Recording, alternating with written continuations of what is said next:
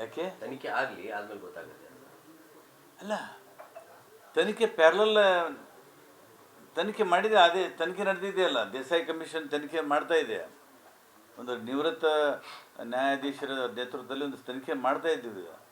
ಅಂದರೆ ಕೇಂದ್ರ ಸರ್ಕಾರ ರಾಜ್ಯ ಸರ್ಕಾರದ ಮೇಲೆ ನಂಬಿಕೆ ಭರವಸೆ ಇಲ್ಲ, ಒಕ್ಕೂಟ ವ್ಯವಸ್ಥೆ ಮೇಲೆ ಅವ್ರಿಗೆ ನಂಬಿಕೆ ಇಲ್ಲ. ಇಡೀ ನಮ್ಮ ಈ ದೇಶದ ಪ್ರಜಾಪ್ರಭುತ್ವ ಮೇಲೆ ಅವ್ರಿಗೆ ನಂಬಿಕೆ ಇಲ್ಲ. ಏನು ಈ ಕರ್ನಾಟಕ ಜನತೆ ನಮಗೆ ಅಭೂತಪೂರ್ವವಾದಂಥ ಜಯ ತಂದುಕೊಟ್ರು, ಅದು ಅವ್ರಿಗೆ ಸಹಿಸೋಕ್ಕಾಗ್ತಾಯಿಲ್ಲ. ನಾನು ಕೇಂದ್ರ ಸರ್ಕಾರಕ್ಕೂ ಕೇಳ್ತಾ ಇದ್ದೀನಿ, ಆ 3 ಜನ ಏನು ಹಿಂದೆ ಕುಮಾರಸ್ವಾಮಿ, ಜೊಲ್ಲೆ ಮತ್ತು ನಿರಾಣಿಯವ್ರ ಮೇಲೆ ಪ್ರಾಸಿಕ್ಯೂಷನ್ ಮಾಡೋದಕ್ಕೆ ಅವಾಗ ಯಾಕೆ ಪರ್ಮಿಷನ್ ಕೊಡಲಿಲ್ಲ ಇದೇ ರಾಜ್ಯಪಾಲರು? ಈಗ ಯಾಕೆ ಪರ್ಮಿಷನ್ ಕೊಟ್ಟರು? ಮಾನದಂಡಗಳು ಬೇರೆ ಬೇರೆ ಇರ್ತಾವ. ಅದಕ್ಕೆ ನಾವೇನೇ ಹೆದರೋದಿಲ್ಲ. ಇದು ಈ ಹೋರಾಟಕ್ಕೆ ನಾವು ತಯಾರಾಗಿದ್ದೀವಿ. ಸಿಎಂ ಅವರು ರಾಜೀನಾಮೆ ಕೊಡಲಿ ಅಂತ. ರಾಜೀನಾಮೆ ಯಾರಪ್ಪ ಬಂದರೂ ಕೊಡಲ್ಲ. ಸಿಎಂ ತಪ್ಪೇ ಮಾಡಿಲ್ಲ ಅಂದ್ರೆ ಯಾಕೆ ಹೆದರ್ಬೇಕು ತನಿಖೆಗೆ? ಸಿಎಂ ಏನು ತಪ್ಪೇ ಮಾಡಿಲ್ಲ ಅಂದ್ರೆ ತನಿಖೆ ನಡೆಸಕ್ಕೆ ಯಾಕೆ ಹೆದರ್ಲತ್ತಾರ ಅಂತ. ಆಯ್ತು ರೀ, ಈಗ ದೇಸಾಯಿ ಕಮಿಷನ್ ಎನ್ಕ್ವೈರಿ ನಡೆದಿದೆ. ಅವ್ರ ನಂಬಿಕೆ ಇಲ್ಲ, ಅವರಿಗೆ ಕಮಿಷನ್ಗಳ ಮೇಲೆ ನಂಬಿಕೆ ಇಲ್ಲ. ಆಮೇಲೆ ಒಬ್ಬ ನಿವೃತ್ತ ನ್ಯಾಯಾಧೀಶರಿದ್ದಾರೆ, ಅವ್ರು ಮಾಡ್ತಾ ಇದ್ದಾರೆ, ಅವ್ರ ಮೇಲೆ ನಂಬಿಕೆ ಇಲ್ವಾ? ನೀವು ಯಾಕೆ ಮಾಡ್ತಾ ಇದ್ದೀರಿ ಅಂತ ನಮ್ಗೆ ಗೊತ್ತಿದೆ. ಅದಕ್ಕೆ ನಾವು ಇವತ್ತು ಏನು ಒಕ್ಕೂಟ ವ್ಯವಸ್ಥೆಯನ್ನು ಉಳಿಸ್ಕೊಳ್ಳೋದಕ್ಕೆ, ಪ್ರಜಾಪ್ರಭುತ್ವನ ಉಳಿಸ್ಕೊಳ್ಳೋದಕ್ಕೆ ಇಡೀ ದೇಶದಲ್ಲಿ ಏನು BJPಯೇತರ ಮುಖ್ಯಮಂತ್ರಿಗಳು ಇವತ್ತು ಇದ್ದಾರೆ, ಅವ್ರದ್ದೆಲ್ಲ ಒಂದು ಸಭೆ ಕರಿತೀವಿ. ಕೇಂದ್ರದ ವಿರುದ್ಧ ಒಂದು ತೀವ್ರವಾದಂಥ ಹೋರಾಟವನ್ನು ನಾವು ಮಾಡ್ತೀವಿ. ಇದು ನಮಗೇನು ಅನಿರೀಕ್ಷಿತವಲ್ಲ. ಇದು ರಾಜ್ಯಪಾಲರು ಅನುಮತಿ ಕೇಂದ್ರ ಸರ್ಕಾರ ಒತ್ತಡಕ್ಕೆ ಮಣಿದು ಪ್ರಾಸಿಕ್ಯೂಷನ್ಗೆ ಪರ್ಮಿಷನ್ ಕೊಡ್ತಾರಂತ ನಮಗೂ ಗೊತ್ತಿತ್ತು. ನಾವು ಇದಕ್ಕೆ ಹೆದರೋದಿಲ್ಲ. ಈಗ ಸ್ವಂತ ನಮ್ಮ ಸರ್ಕಾರವೇ ತನಿಖೆ ಪ್ರಾರಂಭ ಮಾಡಿದೆ ಮತ್ತು ಅದು ಇನ್ನೂ ಮುಗಿದಿಲ್ಲ. ಇವತ್ತು ರಾಜ್ಯಪಾಲರು ಕೇಂದ್ರದ ಒತ್ತಡಕ್ಕೆ ಮಣಿದು ರಾಜಕೀಯ ದುರುದ್ದೇಶದಿಂದ ಕೇಂದ್ರ ಸರ್ಕಾರ ಸಿದ್ದರಾಮಯ್ಯನವ್ರ ಮೇಲೆ ಸೇಡು ತೀರಿಸ್ಕೊಳ್ಳೋದಕ್ಕೆ, ಅವರ ವ್ಯಕ್ತಿತ್ವಕ್ಕೆ ಕಪ್ಪು ಚುಚ್ಚೋಕೆ ಈ ಕೆಲಸ ಮಾಡಿದ್ದಾರೆ.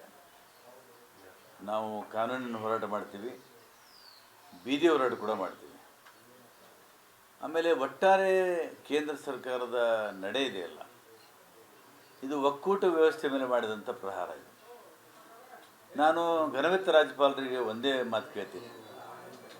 ಈ ಹಿಂದೆ ಕುಮಾರಸ್ವಾಮಿಯವ್ರ ಮೇಲೆ ಪ್ರಾಸಿಕ್ಯೂಷನ್ ಮಾಡೋದಕ್ಕೆ ಪರ್ಮಿಷನ್ ಕೇಳಿದರು, ಅವಾಗ ತಾವು ಕೊಡಲಿಲ್ಲ.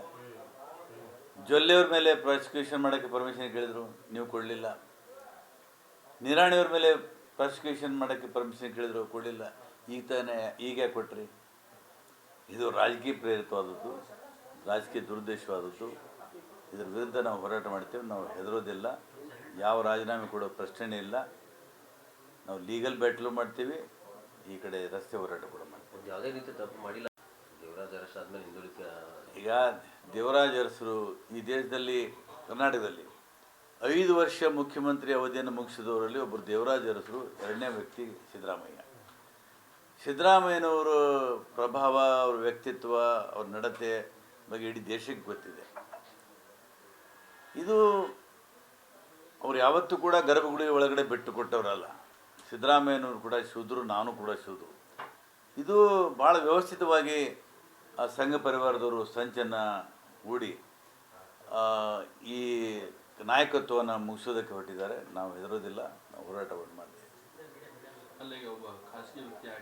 ಅದೇ ಈ RTI ಆ್ಯಕ್ಟಿವಿಸ್ಟ್ ಅಬ್ರಾಹಂ ಆಳಂದದ ಮಿನಿ ವಿಧಾನಸೌಧ ಕೇಸಲ್ಲಿ ಸುಪ್ರೀಂ ಕೋರ್ಟವ್ರಿಗೆ ಹೋಯಿತು.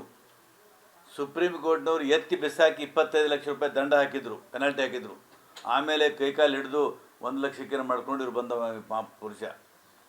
ಇವ್ರ ಹಿನ್ನೆಲೆ ಏನು, ಇವರ ಚಾರಿತ್ರ್ಯ ಏನು, ಇವ್ರ ನಡೆ ಏನು ನಮ್ಗೆ ಗೊತ್ತಿದೆ. ಯಾವನೊಬ್ಬ ಅಬ್ರಾಹ್ಮನ್ ಅಂತವನು ಅರ್ಜಿ ಹಾಕ್ತಾನೆ, ನೀವು ಆ ಅರ್ಜಿಯನ್ನು ಸ್ವೀಕಾರ ಮಾಡ್ತೀರಿ. ಆ ವ್ಯಕ್ತಿಯ ಪ್ರಾಮಾಣಿಕತೆ, ಅವನ ಹಿನ್ನಡೆ, ಅವನ ಬ್ಯಾಕ್ಗ್ರೌಂಡು, ಇದನ್ನು ನೋಡಿ ನೀವು ಮಾಡಬೇಕು.